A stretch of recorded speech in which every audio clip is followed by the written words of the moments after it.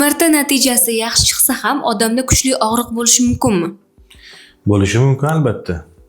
Buni MRT natijasini ko'rgandan keyin bir xil kasalliklar bor. MRTga aloqasi yo'q kasalliklar bor. MRT yaxshida ayb ichki organ bo'lishi mumkin. Boshqa muskul bo'lishi mumkin. Tizi bo'lib qolishi mumkin. Bel bo'lib qolishi mumkin. Boshqa anaqalar ham bor, sabablar ham bor. MRTda natija yaxshi chiqib ham odamda kuchli og'riq bo'lsa, qanaqa yechim qilsa bo'ladi? Tekshiramiz. O'sha kinezologik test bor. Manualniy mышечный тестирование deydi. O'shani tekshirib, o'sha aniqlaymizda.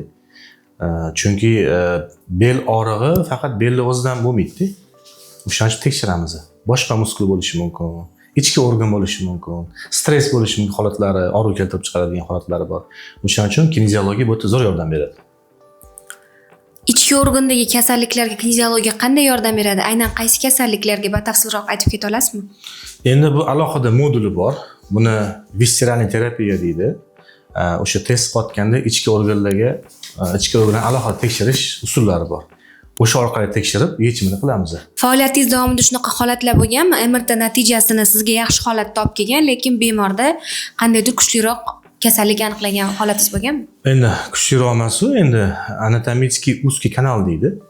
O'sha uni vrachlar hammasi biladi. Bunaqa holatda bemorni grijasi katta bo'lmagan taqdirda ham og'riq beradi. Lekin shunaqa bemorlar keladi, grijasi kattaroq, lekin unaqa og'rig'i unaqa kuchli emas. Boshqa bemorlarga nisbatan-da. Qanaqadir harakatda provokatsiya qiladigan taraflari ham bo'ladi. Chunki hammaning organizmi bir xil emas. Hamma organizmi har xil. Bitta so'z bilan aytganda inson mukammal emas-da. Hammada bitta ayb bo'ladi. Keyin ichki organlarga keladigan bo'lsak, ichki organlarda agar qanaqadir yallig'lanish, kista, o'simtalar bo'ladi pochkalarda, jigarni og'irroq forma kasalliklar bo'ladi, misol uchun, ichki ichaklarda agar bunaqa og'irroq forma kasalliklar bo'ladigan bo'lsa, uni alohida boshqa o'sha o'zini mutaxassisi ko'rib, ko'rikdan o'tish kerak bo'ladi. Misol uchun, o't qopida zagib degan joylari bo'ladi. Tekshirishda tosh yo'q, toza deydi, zagib buklanib qolgan deydi. Uni shu kinezologiya orqali to'g'rilasa bo'ladi. Lekin o't qopida katta tosh bo'lsa, keyin boshqa muammolari bo'lsa, unda baribir dori-darmon kerak bo'ladigan joylari bor. O'shanda ham agar buni simptomatikasiga qarab aytamiz, o'zining belgilari bor, kasallik o'zini noxush his qilishi, juda ham qattiq og'riq bo'lishi, bu boshqa mutaxassis ishi bo'ladi. O'shanga boshqa mutaxassis, o'sha o'zini mutaxassisi lecheniya qilgandan keyin birinchi yordamni ko'rsatib bersa, tavsiya bersa, misol uchun reabilitatsiyaga tavsiya beradigan bo'lsa, biz misol uchun lecheniya qila olamiz bu narsani. Baribir ichki organ narujniy simptomatikasi bilan ishlaymiz-ku. No, baribir imkon qadar so'raymiz qanaqa. Ayrim bemorlarni o'zi shunaqa tipaji bo'ladi, kasalligini to'laqonli ochib bermaydi, ya'ni yashirishga harakat qiladi. Faqatgina narujni aytadi. Bunga qanaqa qaraysiz mutaxassis sifatida? Buni baribir ko'pincha biz bilib olamiz. Baribir bilinib qoladi. Bilinadi baribir, chunki test orqali shuni bilib olsa bo'ladi bu narsani. U hammasini 100% bekitish olmaydi. Keyin bitta narsa bor, odamlar kelishadi, lecheniya olishadi, og'rig'im qoldi-yu, lekin karaxtlik ketmayapti deydi.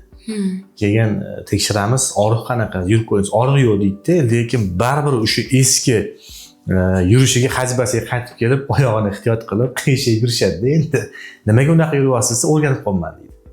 Bu anaqaga ham bo'lib, psixologiyaga ham bo'lib odam. O'sha miyasiga o'rnashib qolganda bu narsa.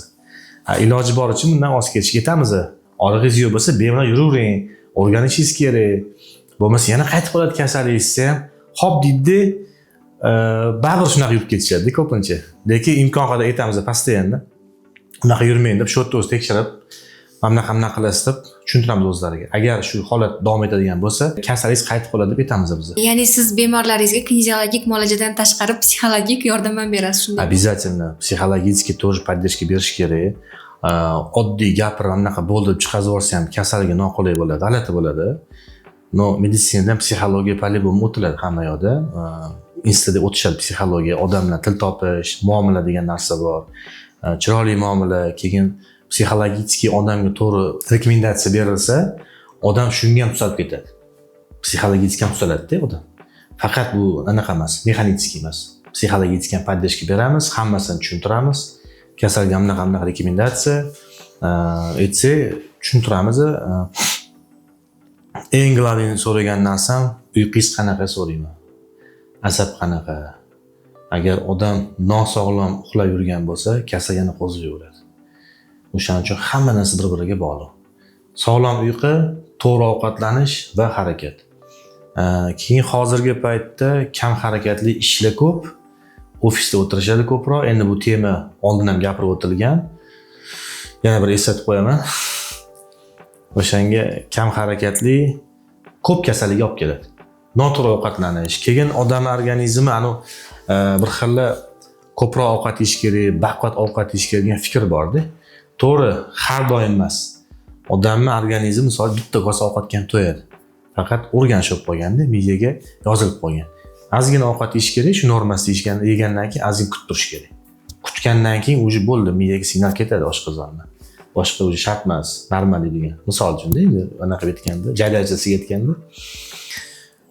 Keyin ko'p ovqat yesa, bu ham bitta anaqada ziyon odamga. Ovqat hazm qilishga ham odam energiyasi ketadi. Ketadi, odam semirib ketish boshlaydi keyin. Jigariga, oshqozon osti bezlariga nagruzka tushib ketadi. Ichiga to'lishni boshlaydi. Metabolizm sekinlashib qoladi. Qon quyilib ketib qoladi. Xullas, har xil kasallik kelib chiqadi. O'sha narsa hammasi bog'liq. Demak, hattoki kinezologiyaga kelgan bemorlar ham parhez qilish kerak shunaqami? O'z parhez etasizmi? Chunki yana bitta narsada, yana oldin ham aytib o'tganman, buni stress gormon deydi, kortizol deydi. Normasidan ortiq bo'lib ketib qolsa, organizmning bor pokazateli tushib ketadi. Keyin bo'g'imlardagi bor vaspalitin prosessi kuchaytiradi. Kuchaytirgandan keyin bo'g'imda o'zgarishlar paydo bo'ladi. Artroz, foksartroz, artrit, misol uchun har xil kasallik kelib chiqadi. Griz ham kelib chiqadi shundan. Keyin doktorga misol uchun borsa, analiz topshirsa, shamollagandan kelib chiqqan degan javob chiqadi. Men shamollamaganman, odam uchun nima qiladi aytadi. Shamollamagan bo'lishim mumkin deydi. Men basseyn cho'milmaganman, sovuqda qolmagan deb aytadi odamda. Lekin bundan anaqasi vinovatisi, aybdori shu kortizol odam o'zi ham aybdorda. O'shanga shunaqa narsa kelib chiqadi.